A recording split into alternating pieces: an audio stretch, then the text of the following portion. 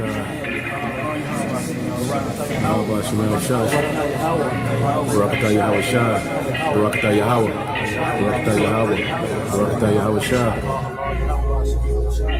have said, ye are gods, and all of you are children of the Most High. But in the kingdom, we're going to have that power like the angels, but we're going to be what you call extraterrestrial. In other words, we're not going to be regular terrestrial like we are right now. Because what happened is, in the ancient world, we had that power. We had that power when we were on a level like gods. But what happened is, the Most High took that power from us. Over the generations and over the years, the Lord took that power from us. But we're going to get that back. We get that power back coming into the kingdom. I have said, ye are gods, and all of you are children of the Most High. I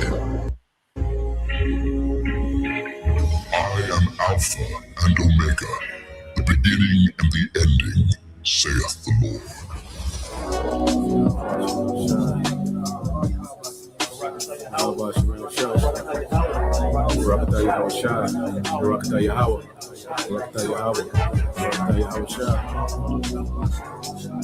But as it is written, eye hath not seen, nor ear heard, neither hath entered into the heart of man the things which God hath prepared for them that love him.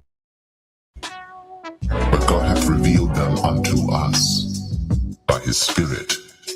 When we think about the kingdom, most brothers think of like the small, minute terms. But the vastness of the kingdom, the greatness of the kingdom, dealing with the knowledge, wisdom, understanding, and the information alone that we're going to receive when we get to the kingdom, that's on a whole nother level. Never mind the riches and the lands and the women and the children, and you be in your chariot, sipping some yayan, on your chalice, your gold chalice with all them rubies and emeralds and sapphires and the different precious stones, going to places. But as it is written, eye hath not seen, nor ear heard, neither hath entered into the heart of man the things which God hath prepared for them that love him. But God hath revealed them unto us by his Spirit. No one, no matter how vivid a brother's imagination is, there's nothing in comparison to what's coming. You can't even imagine. You can't even paint it a picture or write it into words or give an explanation that even comes close to the majesty that's coming. We are destined for greatness in the new righteous kingdom. But as it is written, eye hath not seen, nor ear heard, neither hath entered into the heart of man the things which God hath prepared for them that love him. But God hath revealed them unto us by his Spirit. The brother with the most vivid imagination out there can't imagine what the kingdom of heaven has in store, what it's going to be like. What we're basing the kingdom of heaven as far as riches and having a good time and things of that nature is just based off of our experiences in this world and what we think having a good time is and living the life is.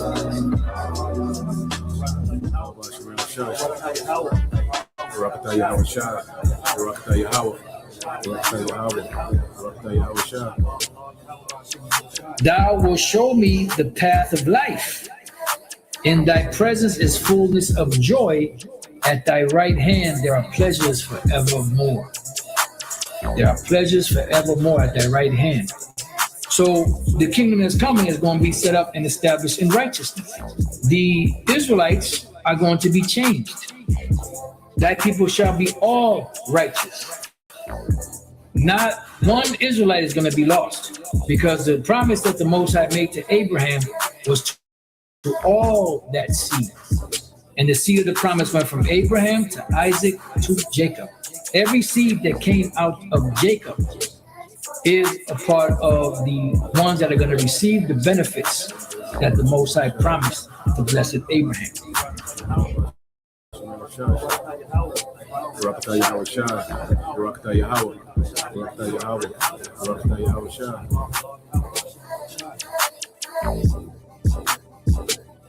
The transfer of rulership is coming, and the kingdom of heaven will be on earth. Righteousness will be spread throughout the whole four corners of the earth. Wickedness will be put down. According to the Holy Scriptures, Yahweh Shai, the Son of the Most High, is set to bring immortality to the nation of Israel, the elect, via establishing the tabernacle of David, as we talk about the second coming of who the world ignorantly calls Jesus Christ. He is coming to take down this current world ruled by Esau, Edom, and establish a righteous kingdom, which is synonymous with the throne of David. That's scriptural, which is a government that's going to run this world in righteousness.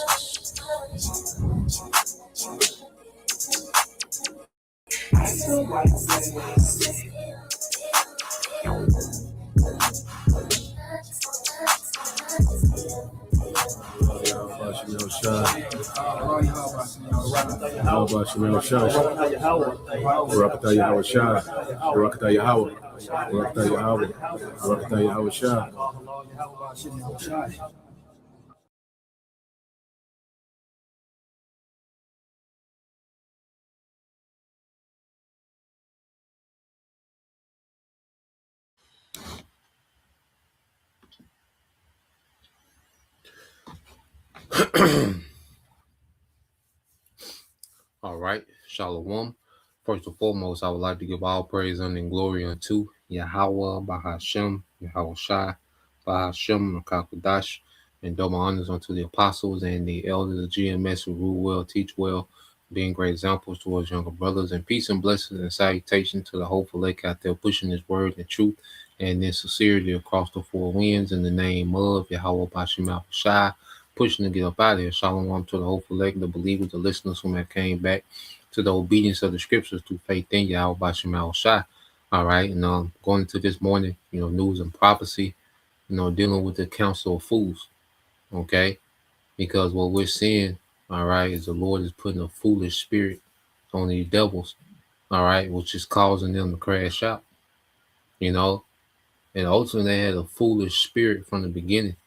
To even try to pull this off, this whole New World Order, this enterprise, all right, this digital, technocracy, the Greater Israel Project, all right, that's a foolish idea because the Lord, his word tells you his, all right, his will, what he's going to do, okay, and for these devils to try to go against that and do their own thing, bless themselves, hijack the blessing from the true Israelites, hijack the kingdom to come, from Yahweh Shai, to even attempt that a foolish thing. All right. So the Lord has put an extremely foolish spirit on these devils in these latter days. And everything is imploding on top of these devils, man. We're seeing, all right, their agenda begin to implode on itself. All right. And all the devil has left, is to collapse, all right, the economy and attempt to, all right, usher in, okay, a reset, okay, which all of it is going to fail. Everything that the devil has set his mind to do, okay, his intention to do is going to fail, according to the scriptures, man. Okay, so what we're seeing, which, you go into Donald Trump, all right, this nigga here, he's just a logo, okay, he's just a mascot of the pride and the foolishness of Esau Edom, okay. He's just a fool that we see. But even the elites, they're foolish, man. To try to pull this off, to try to reset the world by starting a war. How foolish is that? Because these nations have real animosity towards one another. They agree, okay, when it comes to the digital system, all of them, all right, want to participate. Everyone is getting their economy, and their infrastructure, all right, prepared. All these nations are getting their infrastructure and their economy prepared to merge into, all right, this New World Order agenda, okay? But there's real animosity between certain of these nations, man, okay?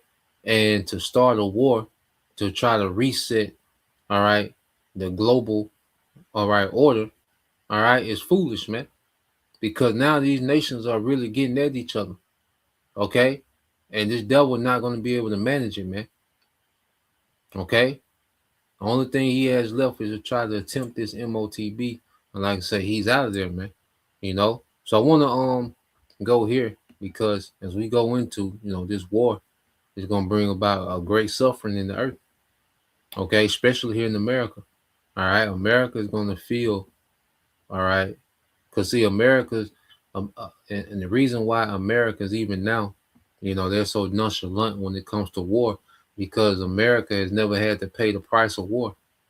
You know, America infrastructure doesn't get devastated in war.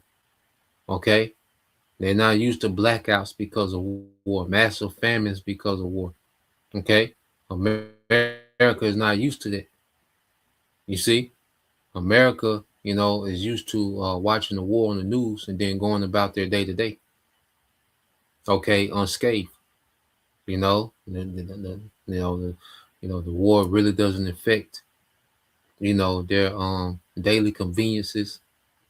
Okay, they still get to kick it, party, the Super Bowl, March Madness.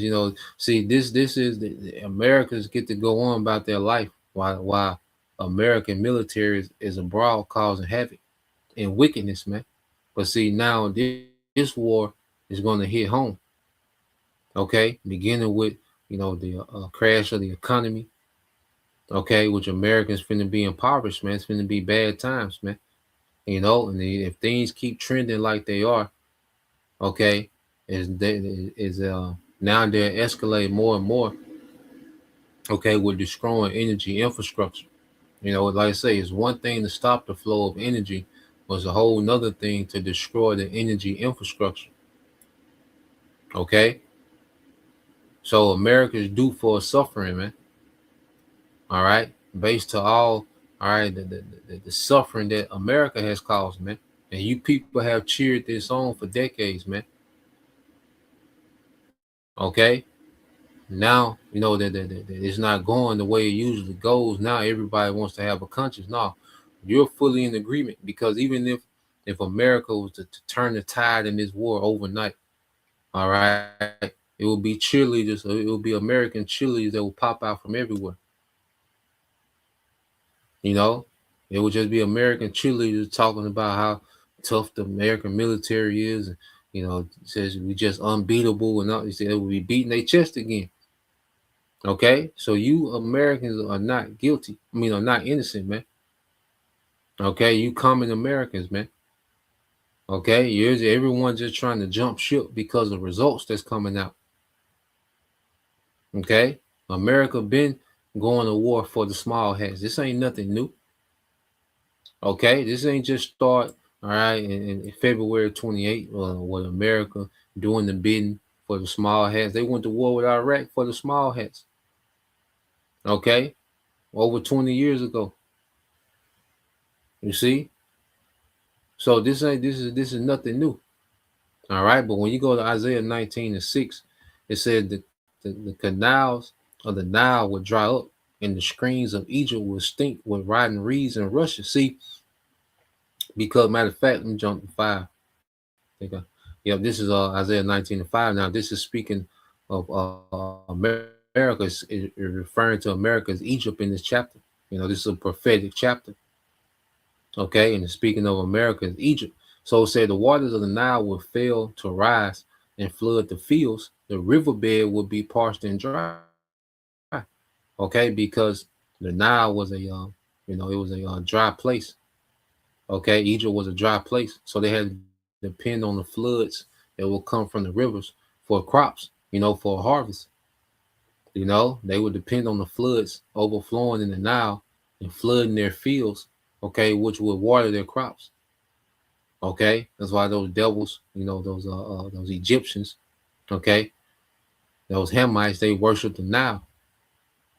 Okay, and when those floods will come, well, that means that they will get, a good harvest when those floods, okay, will flood those crops. Well, now in this time, the American economy, okay, has been used to thriving in the worst time.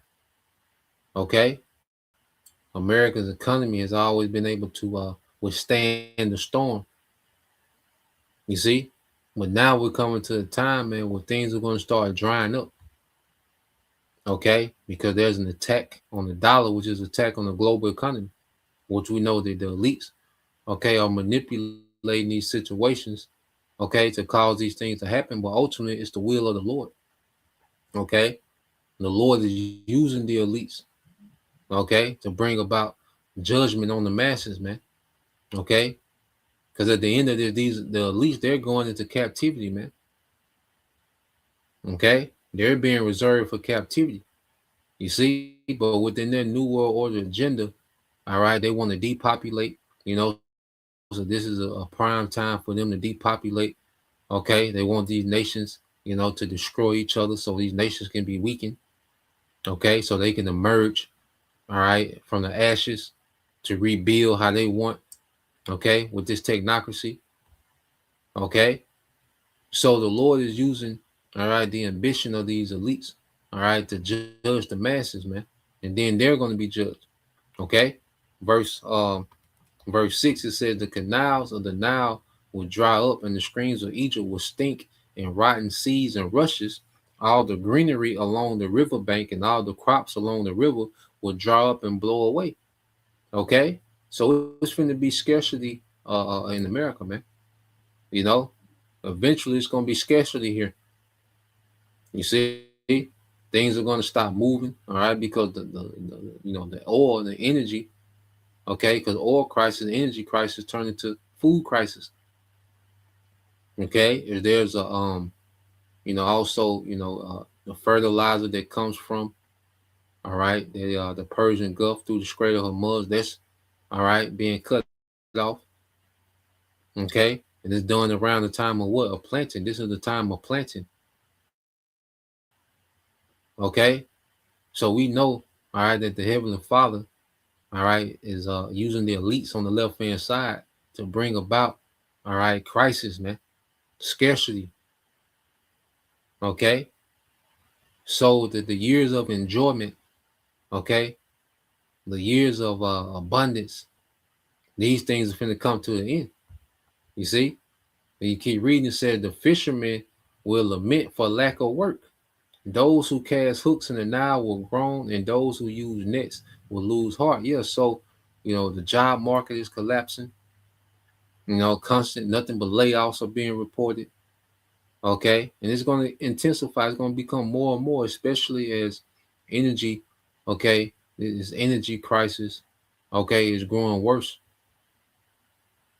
As these things get worse, all right, there's going to be more shutdowns, layoffs. Okay, businesses are going to, because you can't function, man. Okay, and they're intentionally making it impossible for businesses to function, man. Okay. Verse 9, it says, there will be no flax for the harvesters, no thread for the weavers. They will be in despair, and all the workers will be sick at heart, man. It's going to be a very depressing time. Okay, and they want people desperate.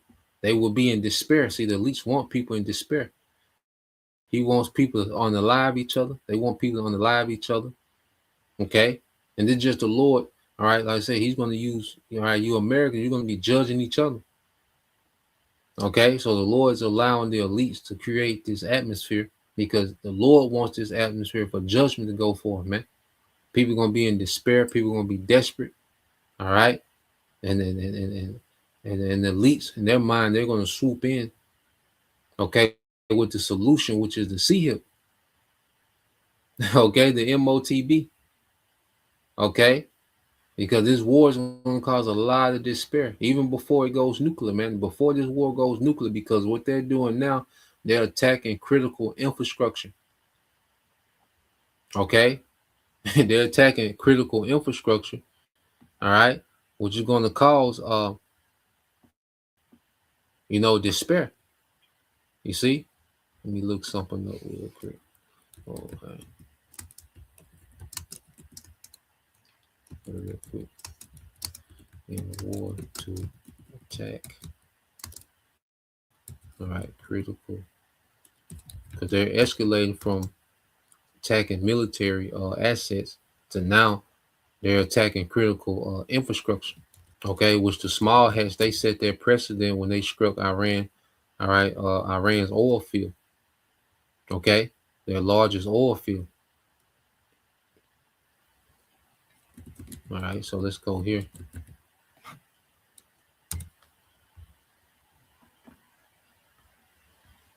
Just look this up real quick.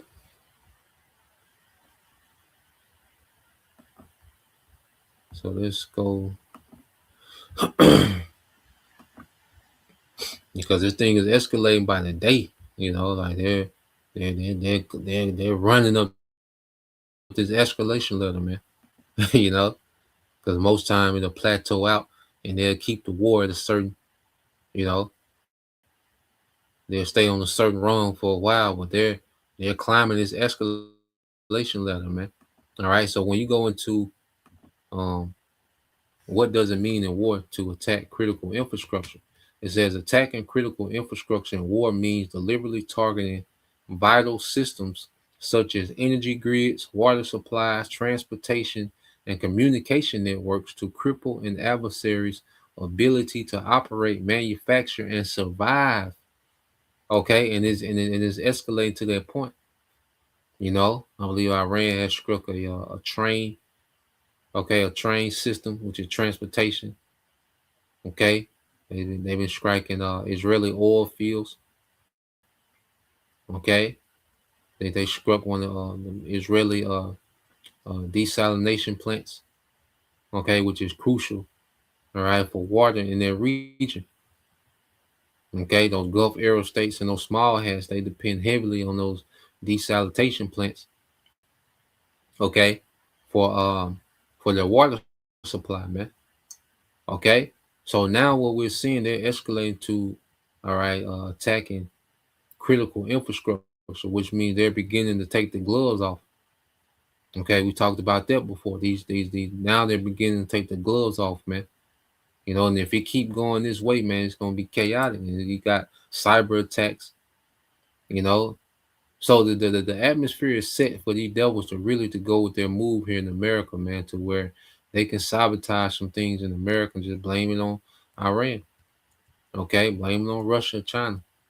Okay, and really sabotage some things in America, man, when it comes to critical infrastructure. Okay, so they're attacking critical infrastructure over there. Okay, this can set the stage for, all right, a major black swan event that can cripple infrastructure in America, man. Okay, so read this again, then we'll go back. It says attacking critical infrastructure in war means deliberately targeting vital systems such as energy grids, water supplies, transportation, communication networks to cripple an adversary's ability to operate, manufacture, and survive.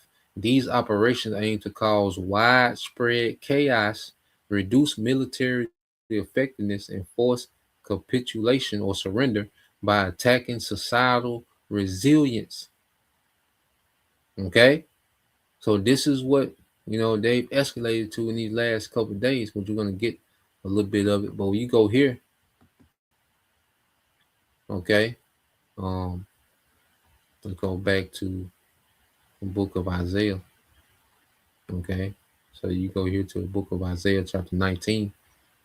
Okay, it says Isaiah 19:10. It said they will be in despair, and all their workers will be sick at heart.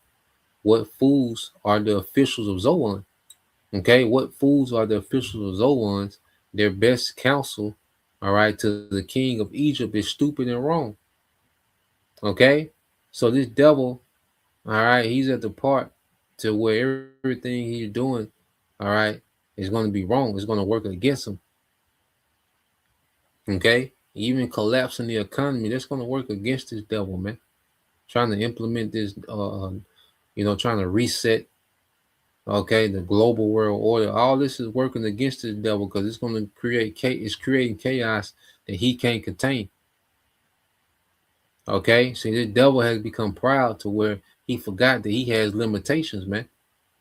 Okay, so now, okay, what he's doing is stupid and foolish and it's beyond his power. He's trying to operate beyond his power. You know, AI got him hyped up. Okay, this military got him hyped up. Okay, he drunk off his own wine. Okay, to where he's hyped up, to where he thinks that he has a capability that's out of his range, man. Okay, it says, will they still boast of Pharaoh of their wisdom? Will they dare brag about all their wise ancestors? Okay, because the devil, what does he boast in? Edomites, okay, being superior. They boast in the high IQ, and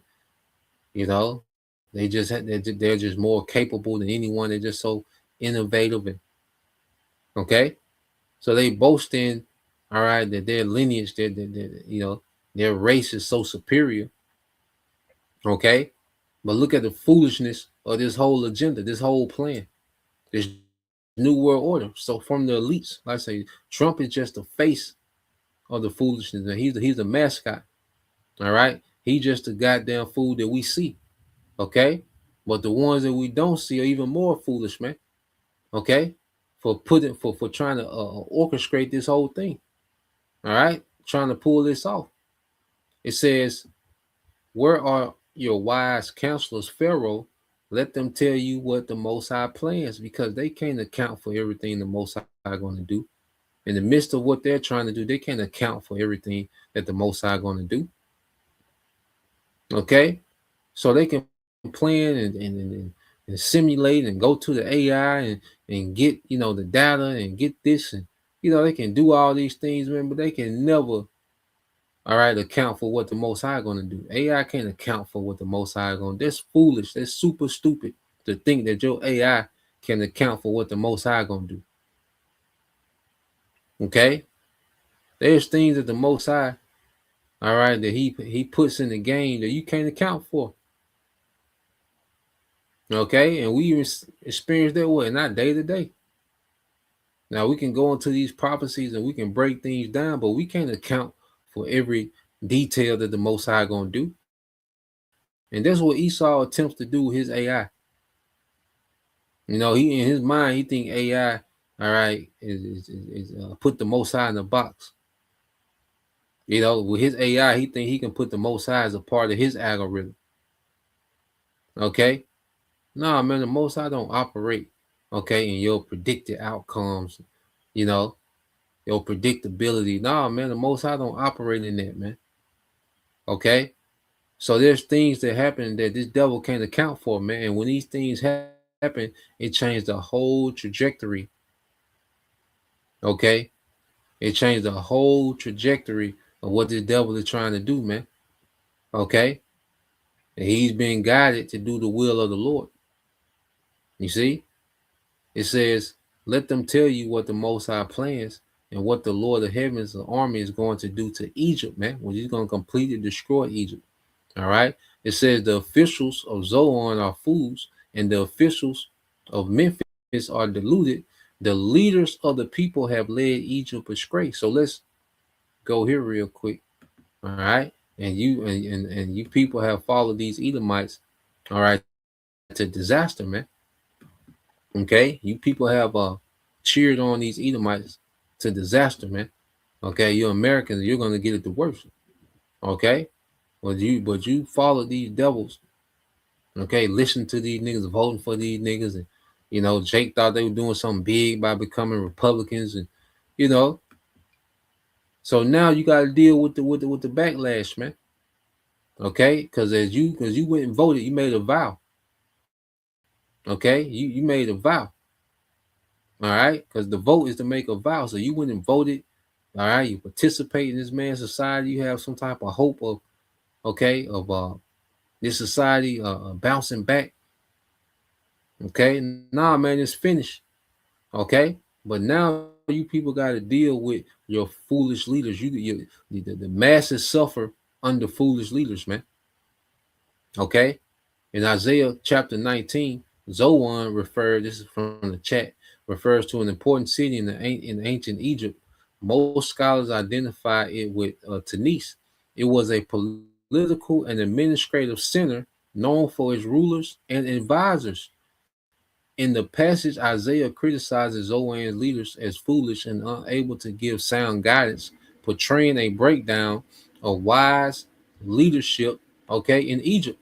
why some people draw a comparison. If someone compares Zoan, all right, to Washington, D.C., today, they're usually making a symbolic or rhetorical point, all right, not a direct biblical, all right, equivalence. It says Zoan equals center of power in Egypt. Washington, D.C., all right, equals center of power in the U.S. All right, so Zoan in the Bible can be likened to Washington, D.C. Okay, the place of counsel. Okay, where decisions are made, which we know that the decisions come from above and they trickle down into DC. Okay, but DC is the center of power, okay, of modern Egypt, of spiritual Egypt, America, man. All right, it says Isaiah's critique leadership lacking wisdom, okay, or direction. So the comparison is more like a nation's leadership becoming confused or ineffective, man. And this is what we're seeing. A nation's leadership becoming confused or ineffective, man. All right. And we're seeing this real time. So I got this video I want to get into real quick. Okay. Got a few of them, but let's go here.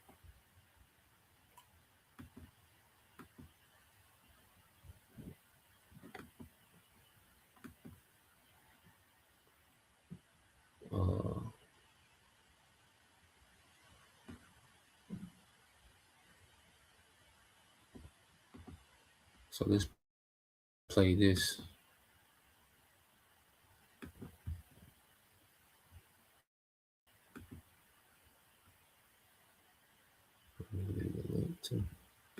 Yeah, so let's get into this. It has finally happened. The unthinkable. The thing that Washington insiders whispered about behind closed doors, but never dared say out loud, has now exploded into the open. A full-blown mutiny is brewing within the highest echelons of the American military, and it is aimed directly at Donald Trump. We are witnessing an unprecedented rift between the White House and the Pentagon, as senior Army generals are outright refusing to follow orders. Top counterterrorism official Joe Kent announced he is resigning as a director of the National Counterterrorism Center in a post. His resignation letter read, "Iran posed no imminent threat to our nation, and it's clear that we started this war due to pressure from Israel." Kent resigned on Tuesday. When he resigned, he said he disagreed with the administration's handling of the war. This isn't a disagreement over policy or a memo of concern. This is a direct challenge to the commander-in-chief's authority in the middle of a catastrophic war. The breaking point?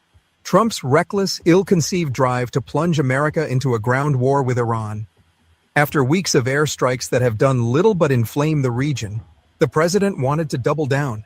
He wanted troops on the ground. He wanted to seize Iranian islands in the Persian Gulf. And according to sources inside the Department of War, the generals looked him in the eye and said no. We are getting reports of a near-total breakdown of the chain of command. It's not just about ground troops refusing to deploy. It's even worse at sea. Commanders of American warships are refusing to sail their vessels into the Strait of Hormuz or anywhere near the Iranian coastline.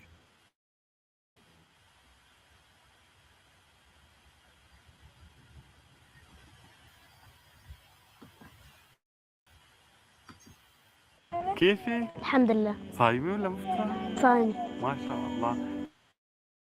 شو استيدك على الفطور؟ And why? Because they are terrified. They have seen the intelligence. They know that the Iranian military has developed underwater drone technology that is essentially invisible, silent, and absolutely lethal. The Pentagon brass has looked at what happened to the radar systems, completely destroyed by Iranian strikes, and realized that their multi-billion-dollar ships are sitting ducks. They are not willing to sacrifice American lives and the entire Pacific Fleet for a war that serves no American interest. This is the level of fear and respect that Iran's asymmetrical warfare has instilled in the most powerful military on earth. These generals warned Trump before he launched this folly. They sat in the Situation Room and told him, flat out, that bombing Iran would not be a quick, clean victory. They told him there is no such thing as a surgical strike against a nation with this much depth and this much strategic patience. They told him that Iran's military does not fight by the old rules. They fight with proxies, with drones, with sea mines, and with a population that, while critical of their own government, will unite against an invader. Trump ignored them. He listened to the sirens singing from Tel Aviv, and now he is facing the consequences of his own hubris. The protests outside Mar-a-Lago are growing louder by the day.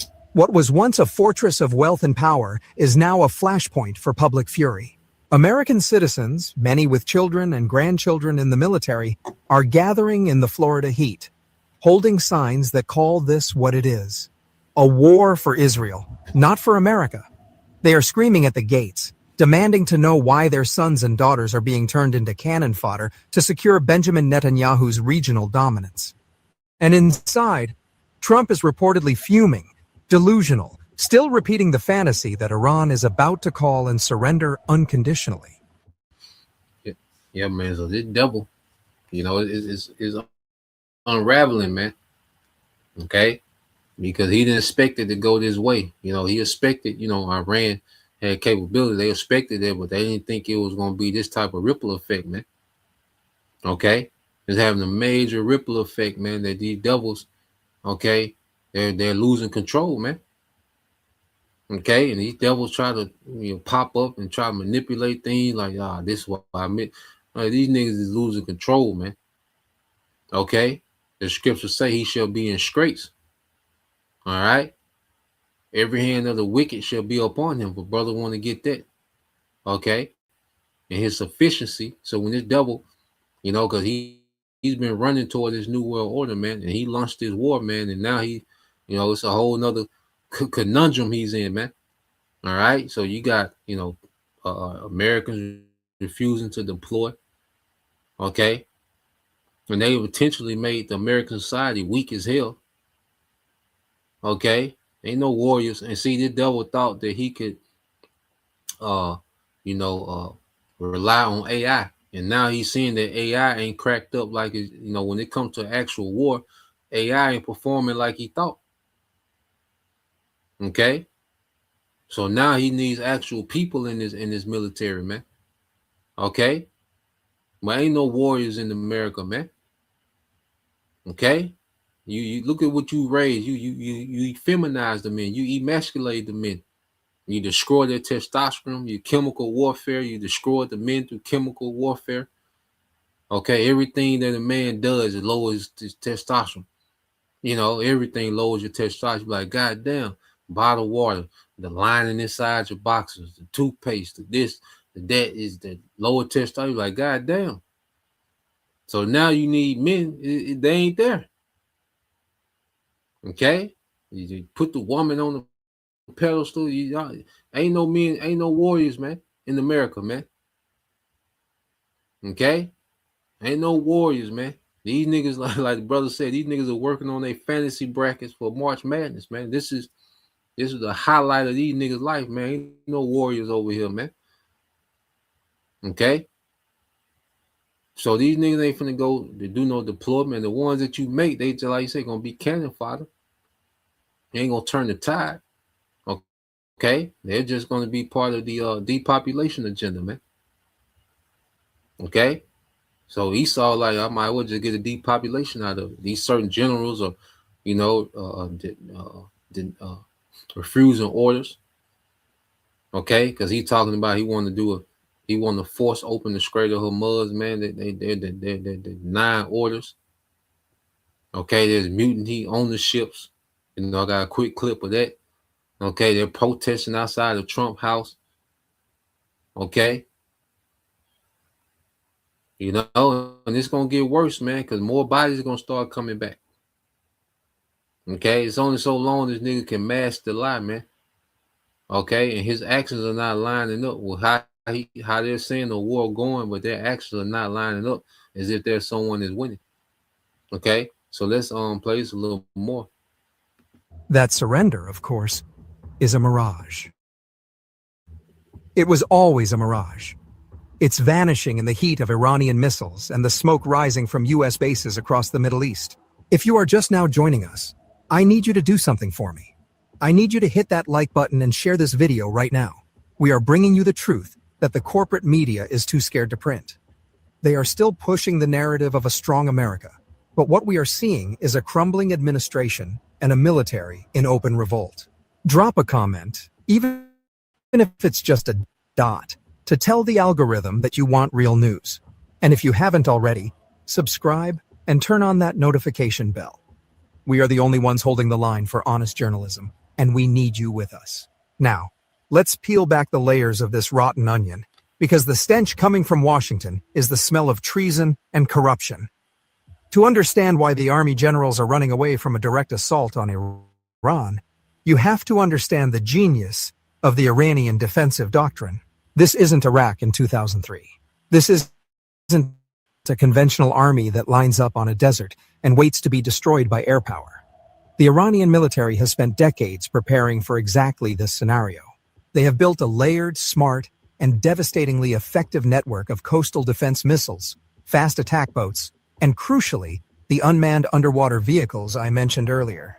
The Pentagon knows that sending a surface fleet into the narrow confines of the Strait of Hormuz is suicide. These new Iranian sea drones are almost impossible to detect. They can swim alongside a destroyer and detonate at will. The radar systems that were destroyed in the opening days of this war weren't just old hardware. They were the eyes of the fleet. Blinding those eyes was a calculated move by Tehran. They are daring the U.S. Navy to come closer, to sail into the killing zone. But the refusal to engage goes beyond just tactical fear. It is rooted in a deep strategic and moral objection to the entire premise of the war. These generals, many of whom served in Iraq and Afghanistan, know a forever war when they see one. They know that occupying Iranian territory, or trying to seize their islands like Abu Musa or the Greater and Lesser Tums, would be a quagmire that makes Vietnam look like a skirmish. The Iranians have a saying, "You have the watches, but we have the time." They will bleed the American occupation dry, day by day, dollar by dollar, body by body. The generals read the intelligence that says the Iranian people are resilient. They saw how quickly the new supreme leader consolidated power after the assassination of Ayatollah Khamenei.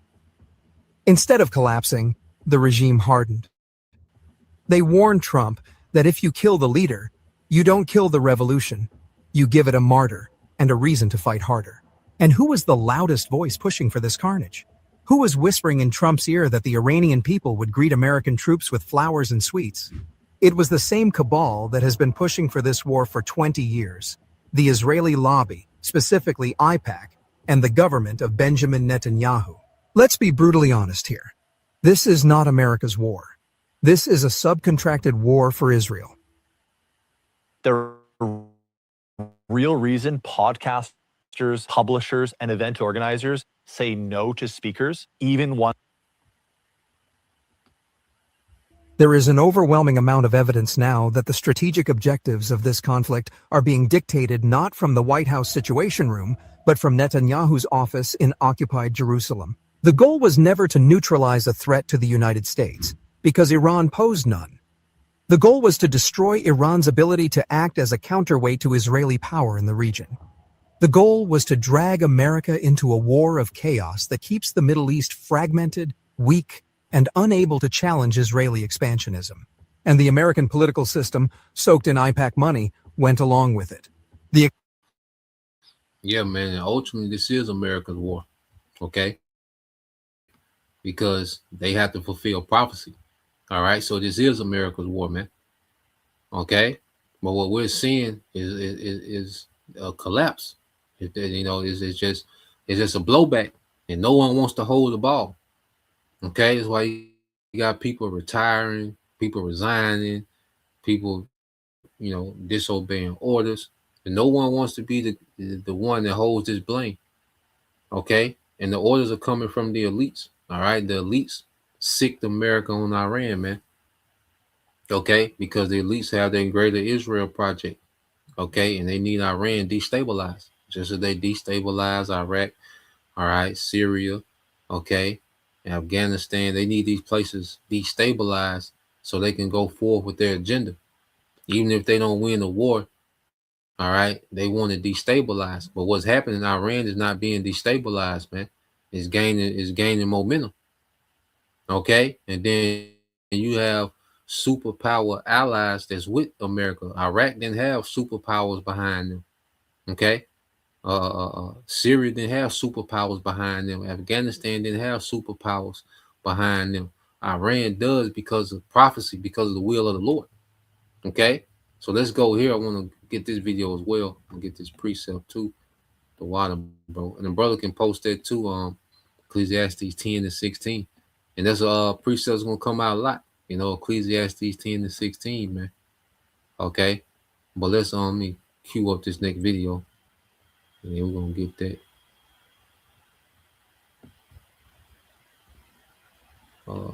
Get this shit. Yeah. I meant to play it yesterday. We're gonna operate as I get to it now. Just a quick snippet. But let's go here. This from the brother, you call Hopeful 144, Job 20 and 22. It says, in the fullness of his sufficiency, he shall be in straits, which is a difficult situation. Okay, so this devil gets to this last few pieces, these last few moves to attempt to transition into this new world order, where the scriptures say he should be in straits. Okay, which means he will have a difficult time. All right, and prophecy is on this nigga ass, man. Okay, like I say, he activated that wild boar, man. Okay, and now prophecy is on his ass.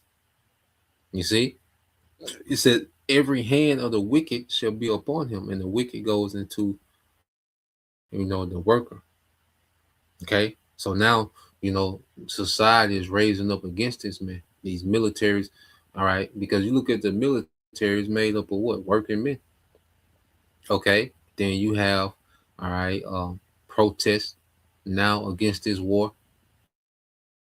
Okay, people protesting in Florida, at Trump's mansion, nearby his mansion. Okay, so the common man is raising up against this, man. Okay, and this devil, and what he's going to do, he's going to lose it. Okay, and when Esau loses wars, he takes it out on the civilians, man. You see, and this devil really, get his ass handed to him in combat, he come and take it out on civilians. Okay, so we know this devil was getting ready to come down with great wrath on the civilian population, man, to try to force this new world order. Okay, so let's play this real quick.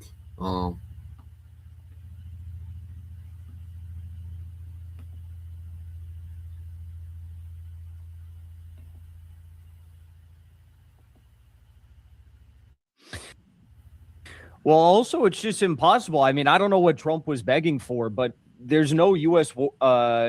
carrier strike group within 700 kilometers of the Iranian coastline right now.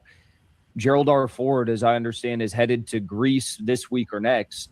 If the U.S. can't even be anywhere near the Iranian coastline, I don't know what they expect that the U.K. or France or Latvia or whoever else might contribute to the equation. But what do you think about that story? There's a story that obviously before the war began, these Marines on the Navy personnel on the Gerald R. Ford were stuffing shirts down the plumbing, the toilets, and trying to clog the toilets, and that's why I got sent back to Greece before the war began. Now they're saying that the fire may in Iran, but it may have been on purpose by U.S. Navy personnel. Yeah, that's what I'm hearing as well. And actually, both of these things are very important. You've got the two carriers, the USS Abraham Lincoln, the USS Gerald Ford, both of them that were basically sent there in order to help and facilitate this war. I mean, these carriers are huge. They're like runways. They're meant to be mobile bases to basically replace actual military bases. They have destroyers on there. They have Tomahawk missiles on there. They have fighter jets on there. So there's two important points. First of all, in terms of the USS Abraham Lincoln, there was 3 stories we heard. We heard that Iran had sent 4 missiles towards the Abraham Lincoln. The Americans denied it. The Iranians said that there was some damage from at least 1 missile. So there was some damage to it. The second time there was 4 missiles sent, we heard nothing from both sides. So we can assume that those were stopped.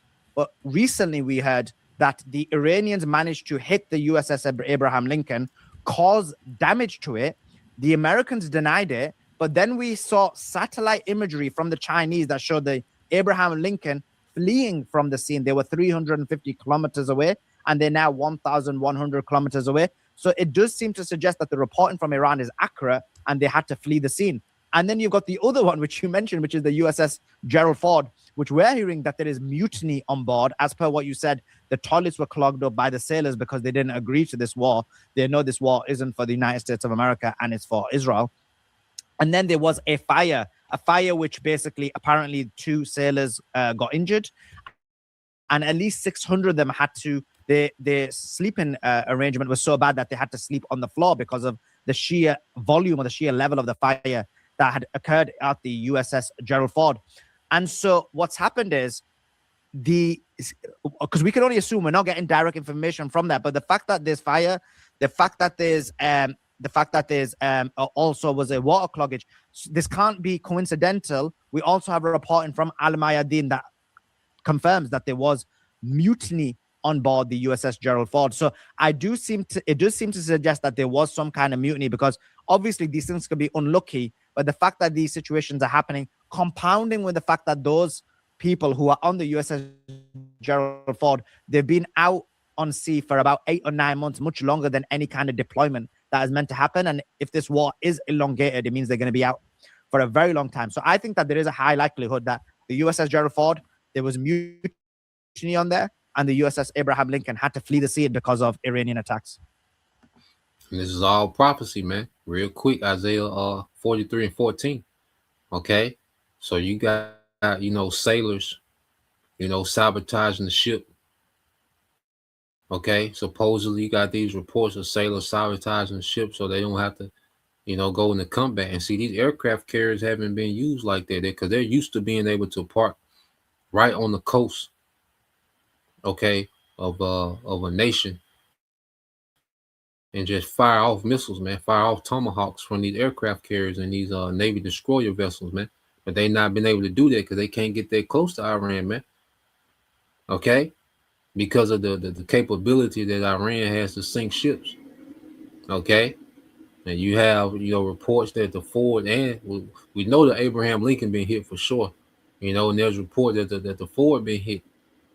Okay, and Iran has several different ways that they can sink those ships.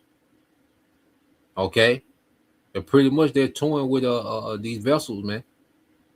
Okay, because Iran know there's gonna be a major escalation. So Iran, all right, is keeping these aircraft carriers at bay. It went from being 300 kilometers off the coast to 1,100. All right, that's almost 4 times distance, man. They had to get way back, man. Getting out of there. So America doesn't have any of the advantages that it's used to having during war, man. Okay, so let's get this. All right, segue to another video. Let me cue this up. So let's go here. Because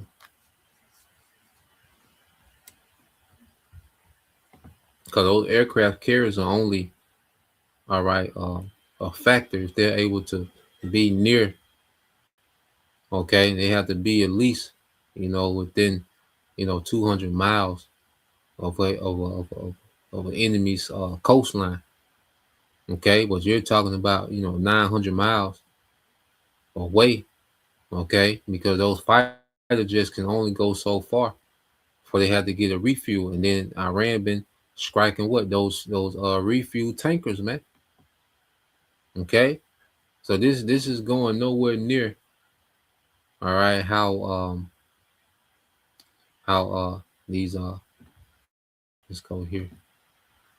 How these devils really wanted to go. They know it was going to be a fight and some resistance, but they didn't know it was going to spiral into this.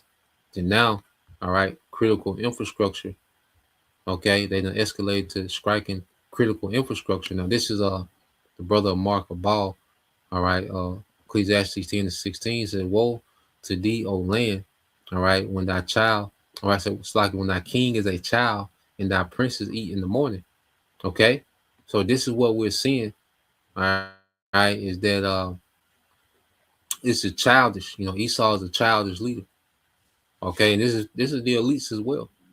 Okay, it started from the elites. Like I say Trump is just a mascot of the foolishness of Esau Edom. Okay, he's just the logo. All right, the face of it, man. When he represents the foolishness, all right, of Esau Edom, especially dealing with the leadership, the ruling class, man. Okay, woe to thee, O land, with your destruction, man. And all this foolishness is going to get a whole landmass erased off the earth, man, which is America, man. Okay, all this irresponsible, foolish, okay, wicked decision that's being made is going to get America erased off the map. Okay, with you people in it. Okay, so your rulers are playing foolish games, and they're going to win a foolish prize. Okay, which is a nuclear holocaust, man. This is Job 20:5, Warriors of Yahweh 144. It said Job 25. It said that the triumphing of the wicked is short, and the joy of the hypocrite but for a moment, man. And we at the end of this nigga moment. Okay, we at the end of Esau's moment. Okay, you see, we're at the very end of this nigga moment, man. You see, and he's trying to scramble and extend this moment. All right, but he has walked into the snare of the Most High by trying to extend his rulership. All he did was walk into the snare of the Most High. Okay. Yep, and let's get this too. In Baruch Shah, we can get this in the NLT, bro. Oh, I meant to say NLT as well. We'll read this one too. It's the Warriors for Yahweh Shah 144. Isaiah 43:14 said, "Thus said the Lord, your Redeemer, the Holy One of Israel." See, the Lord getting ready to redeem his people, man. Okay, and he's causing Esau to crash out because the Lord's going to redeem his people in the midst of this destruction and this chaos that's being caused, man. Okay, for your sake, you see. So the Lord has Esau crashing out for the sake of the elect, man. Okay, the scripture say, "For the elect's sake, I will take the time. I will take the time short." Or brother want to post it, you know, Matthew 24:22, I believe. Okay. Or you can post 21 and 22, Bible shot. Isaiah 43:14 said, "Thus said the Lord, all right, your Redeemer, the Holy One of Israel, for your sake I have sent to Babylon and have brought down all their nobles." Okay, so we're seeing the leadership being dismantled, man. You best believe there's infighting going on amongst these devils about how things are going, man. You know, these devils are still going to attempt to manipulate, you know, and you know, finesse a new world order out of this, man.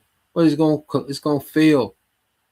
Okay, it's bound to fail, man. We're just waiting for this nigga to fail. Really, we're just waiting on Esau to fail, and we're seeing them failing. And it's beautiful to try to see this nigga, you know, get his balance, man.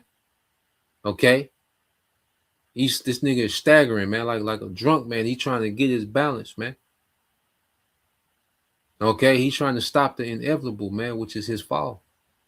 Okay, it says, and the Chaldeans whose cry, okay, is in their ships, you know, because they boast in their ships.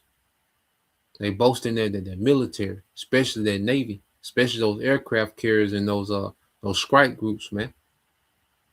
Okay, so let's go from there. Let's get this. Let's play this because, like I said, they're beginning to strike one another's critical infrastructure.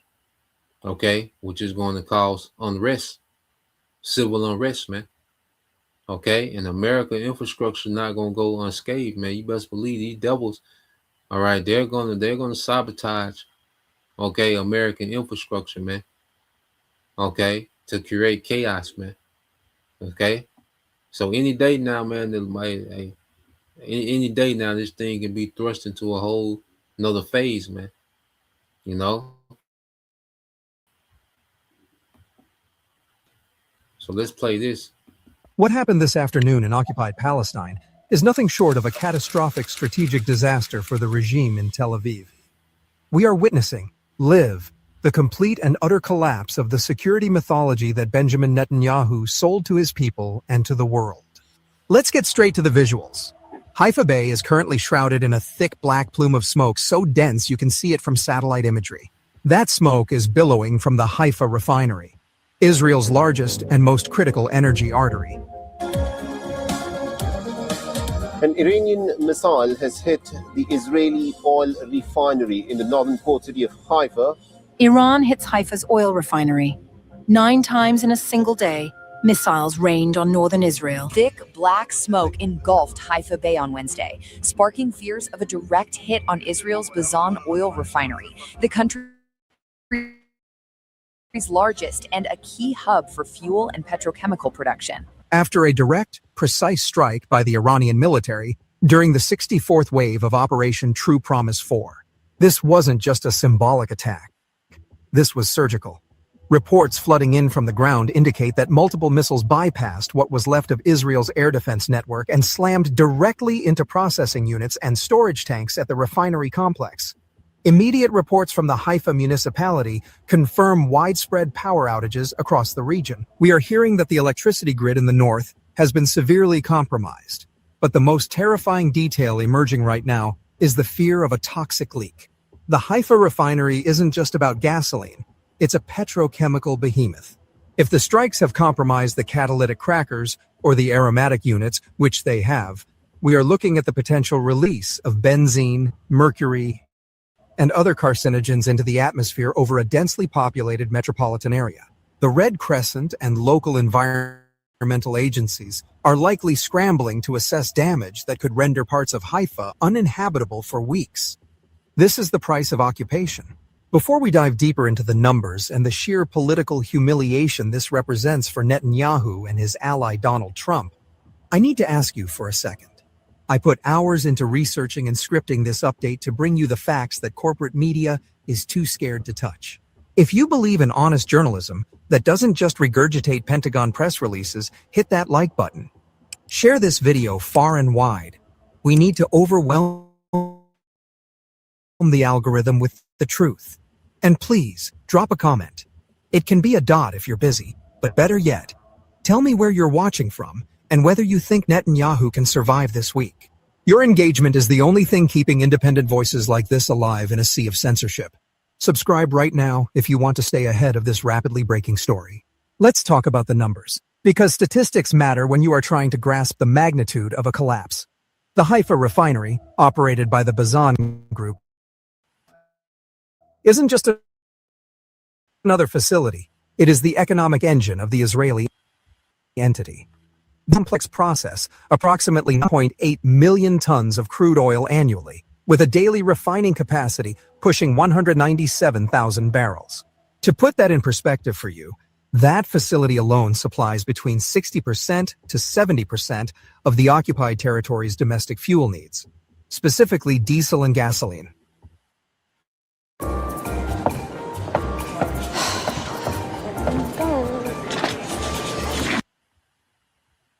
We aren't talking about a scratch on the surface. We are talking about a hemorrhaging wound to the economy. If you are looking at the Nelson Complexity Index, which measures the sophistication of a refinery, Haifa scores a 9 out of 10, meaning it's one of the most advanced in the region, capable of producing high-value outputs like polypropylene and aromatics for the plastics and textile industries. So, what happens when you take that offline? You are looking at an immediate strangulation of supply chains. The Israeli shekel is going to take a nosedive. Fuel rationing will have to be implemented. But the destruction isn't just limited to the refinery itself. Adjacent to these refining units is the Haifa Refinery Power Station, a 118 megawatt facility that runs primarily on natural gas and provides critical captive power to the industrial zone. When that goes dark, it creates a cascade failure. It doesn't just shut down the refinery, it shuts down the ability to run the refinery. But it gets worse. Just down the coast in Hadera sits the Orot Rabin Power Station, one of the largest power plants in the region, with a massive installed capacity of approximately 2,650 megawatts. This plant supplies a huge chunk of the electricity grid. While initial reports focus on the refinery, The proximity of these strikes suggests that the energy grid as a whole is in the crosshairs. If the grid in the north is damaged, as confirmed by an Israeli minister, you are looking at millions of people sitting in the dark. The economic cost? We are talking billions of shekels in damage and lost revenue.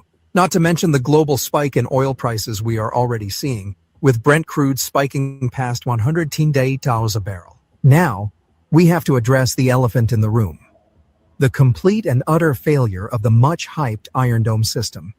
For years, Western media has propped up this system as an impenetrable shield. Netanyahu put all his faith and his nation's treasury into these interceptors. He became belligerent. He became arrogant.